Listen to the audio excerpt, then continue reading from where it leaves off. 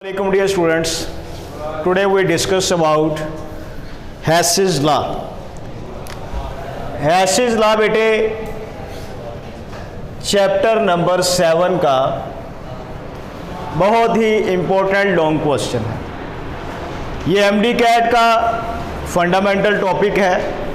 कई मरतबा इस टॉपिक में से मल्टीपल चॉइस क्वेश्चन पूछा जाता रहा है एमडी कैट के टेस्ट में।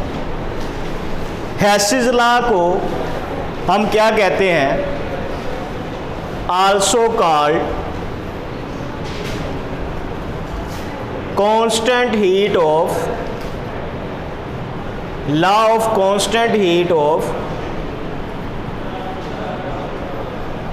समेशन। ठीक है, हैसेस लॉ को आप क्या कहते हैं?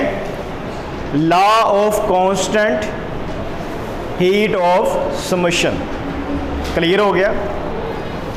हैसेस लॉ बेटे क्या है और इसकी ज़रूरत क्यों पेश आई? बहुत से केमिकल रिएक्शंस ऐसे हैं जिनकी एंथैल्पी चेंज आप डायरेक्टली कैलोरीमीटर से फाइंड नहीं कर सकते।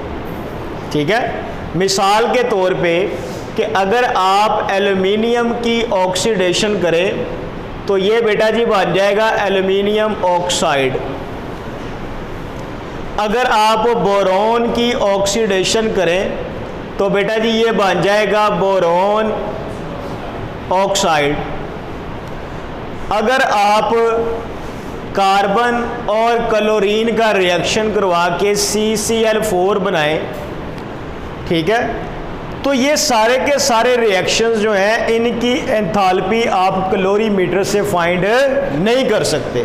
इन रिएक्शंस की जो आप डेल्टा H की वैल्यू है उसको आप कैन नॉट फाइंड बाय कैलोरीमीटर्स।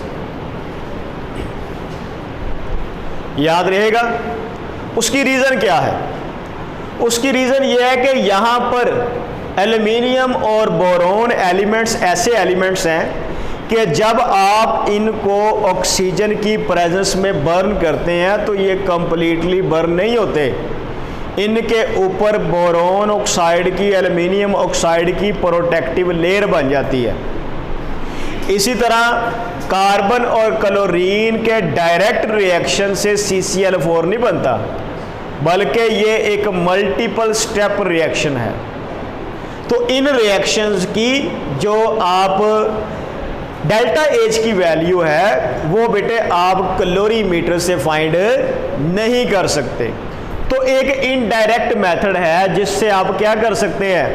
आप इन रिएक्शंस की या इन जैसे रिएक्शंस की एंथैल्पी चेंज को फाइंड कर सकते हैं। मिसाल के तौर पे कि हमारे पास कोई A रिएक्टेंट है और ये कन्वर्ट होता है D प्रोडक्ट में। कहता है कि ये रिएक्शन मल्टीपल स्टेप्स में होता है। A पहले कन्वर्ट होता है बेटा जी किस में? B में। B कन्वर्ट होता है C में और C कन्वर्ट होता है D में। तो जो टोटल एंथैल्पी है डेल्टा H, ये बेसिकली क्या है बेटे? ये हर स्टेप की एंथैल्पी चेंज का सम जो है उसके इक्वल है। क्लियर है? तो हैसेस लॉ क्या कहता है कि according to this law if a reaction occurs in more than one step, then total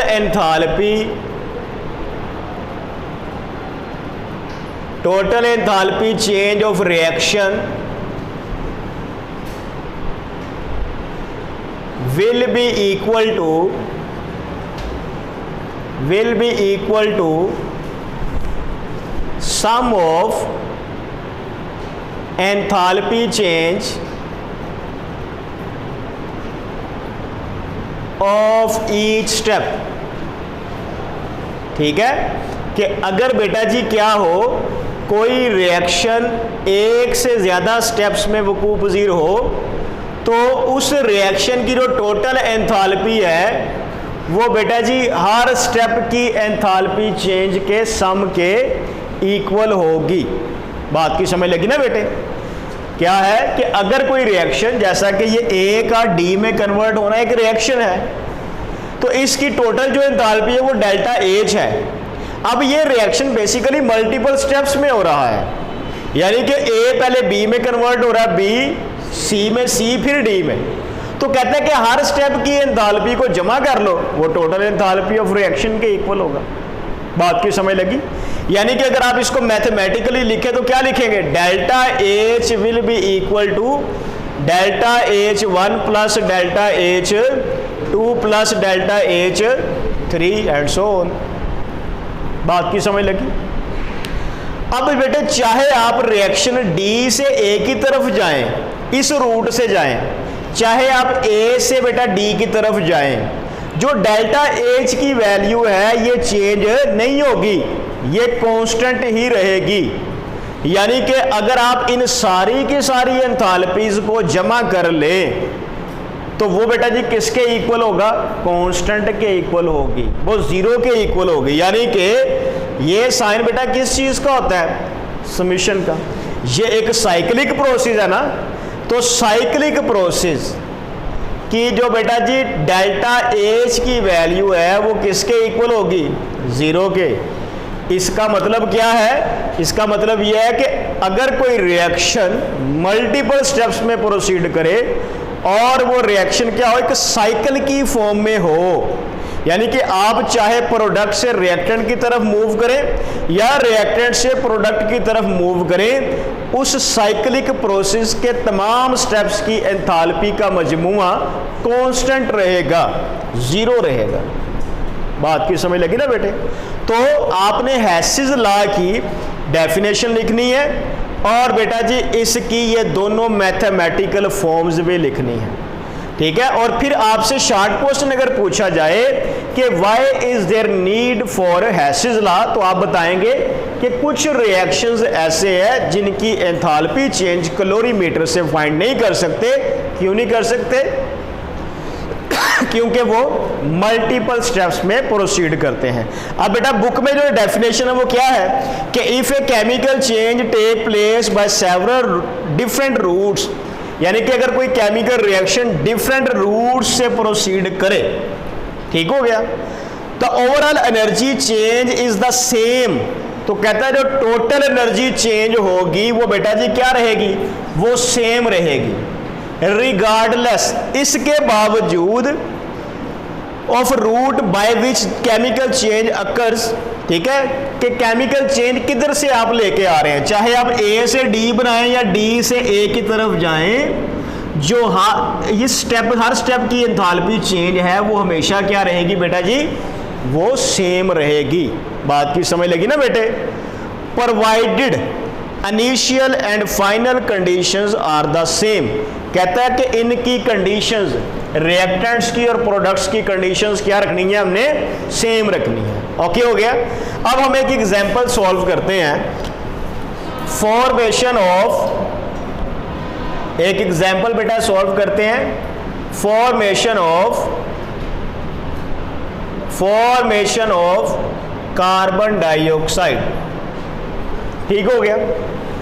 अब बेटा देखें यहां पर कहता है कि कार्बन ऑक्सीजन से रिएक्शन करके बनाता है कार्बन डाइऑक्साइड, और यहाँ पे CO2 की जो एंथैल्पी ऑफ फॉर्मेशन है वो बेटे -393.7 किलो जूल पर मोल है। सही हो गया। यानी कि ये एक एक्सोथर्मिक रिएक्शन है। ओके हो गया। अब ये रिएक्शन बेटा 2 स्टेप्स में होता है। कितने स्टेप्स में होता है? 2 स्टेप। स्टेप नंबर 1, पहले स्टेप में क्या होगा कि कार्बन बेटा जी रिएक्शन करेगा हाफ मोल ऑक्सीजन के साथ। ये 2 से कैंसिल, एक ऑक्सीजन रह गया, ये इस कार्बन से मिला दें, ये क्या बन जाएगा? Carbon monoxide. कहता है इसकी एंथैल्पी है डेल्टा H1। ये फर्ज करो कि आपको नहीं पता। सही हो गया। स्टेप नंबर 2 में क्या होगा, स्टेप नंबर 2, यहां पर जो पहले स्टेप में कार्बन मोनोऑक्साइड बना था, ये फर्दर हाफ मोल ऑक्सीजन से रिएक्शन करके क्या बना देगा, CO2। यहां पे जो डेल्टा H2 है इसकी वैल्यू है -283 किलो जूल। बात की समझ लगी? अब बेटा जी देखें अगर आप, तो यहां पर जो टोटल रिएक्शन बन रहा है वो क्या है, ये CO, ये CO से कैंसिल हो जाएगा, ऐसे ही है। ये वाला कार्बन हाफ और हाफ कितने होते हैं, 1, ये ऑक्सीजन आ गया और ये क्या बन गया, CO2। ठीक है, ये किसके इक्वल है, ये डेल्टा H के इक्वल है और ये इसकी वैल्यू क्या है, -393.7 किलो जूल। अब देखें बेटे कि आपके पास हेसिस लॉ इसके ऊपर अप्लाई करते हैं। यहाँ पे डेल्टा H किसके इक्वल होगा बेटे, delta H1 plus delta H2। अब आपको डेल्टा H की वैल्यू गिवन है कितनी, 393। डेल्टा H1 बेटा जी आपने फाइंड करना है, डेल्टा H2 की वैल्यू कितनी है बेटे, -283। तो क्या आप डेल्टा H1 फाइंड कर सकते हैं, वो क्या होगा, -393 और +283 is equal to -110 kilo joule per mole. सही है ना बेटे?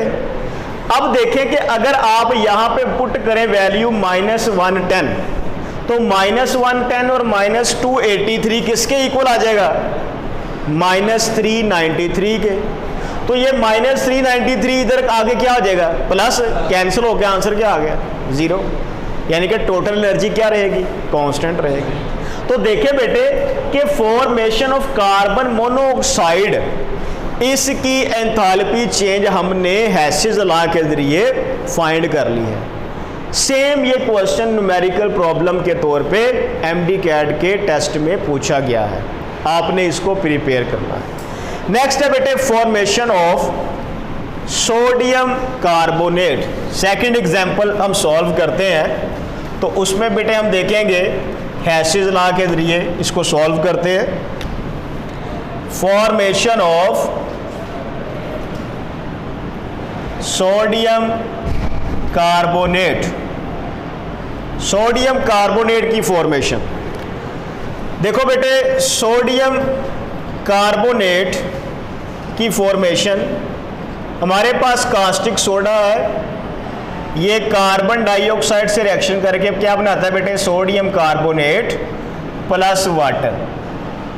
ये एक रिएक्शन है, सही है। इस रिएक्शन की जो डेल्टा H की वैल्यू है वो -89.08 किलो जूल है। ओके हो गया। अब बेटा ये रिएक्शन 2 स्टेप्स में प्रोसीड करता है। स्टेप नंबर 1, पहले स्टेप में क्या होगा कि एक मॉलिक्यूल या एक फार्मूला यूनिट कास्टिक सोडे का ये रिएक्शन करेगा CO2 के साथ। तो बेटा देखें, एक सोडियम, एक हाइड्रोजन और ये वाला ऑक्सीजन यहाँ पे ऐड कर देंगे, क्या बन गया, CO3। सोडियम बाइकार्बोनेट या सोडियम हाइड्रोजन कार्बोनेट बन जाएगा। ये आ गया डेल्टा H1, इसकी वैल्यू है -46.06 किलो जूल, 8 है सॉरी 48। ठीक हो गया।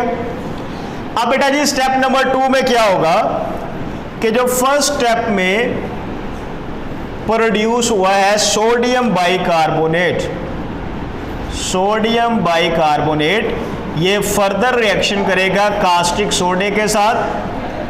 तो ये बेटा जी क्या बना देगा, Na2, ये वाला सोडियम और ये वाला सोडियम कितने हो गए, 2। और बेटा ये वाला H और OH वाटर बन जाएगा और बाकी क्या रह गया, CO3 प्लस वाटर। इस स्टेप की डेल्टा H2 की वैल्यू बेटे क्या है, -41.02 किलो जूल। ओके हो गया। तो अब इसके ऊपर बेटे हेसिस लॉ अप्लाई करें आप। Delta H is equal to किसके है, delta H1 plus delta H2। तो इसकी वैल्यू -89.08 है।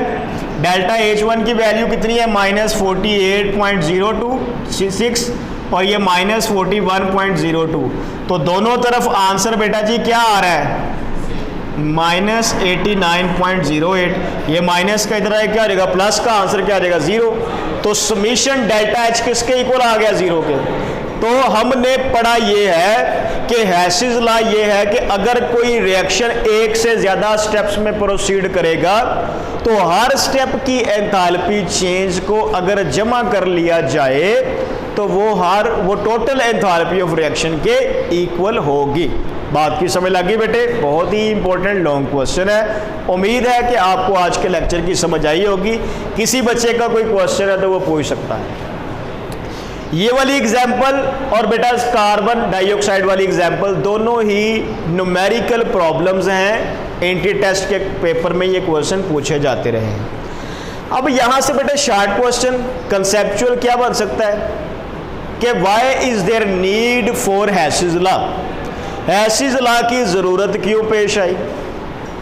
आपने उसमें बताना है कि some reactions occur in more than one steps and their enthalpy change can not be find by calorimeters, so we need Hess's law to determine their enthalpy change. बात की समझ लगी। साथ वो एग्जांपल जो मैंने स्टार्ट में बताई हैं। और उसके बाद बेटा ये लॉन्ग क्वेश्चन भी बन सकता है या फिर स्टेट हैसिस लॉ। हैसिस लॉ की बेटे अब डेफिनेशन करेंगे, इसकी दोनों मैथमेटिकल फॉर्म्स भी लिखेंगे। कर लेंगे? चलें जी, ठीक है, शुक्रिया।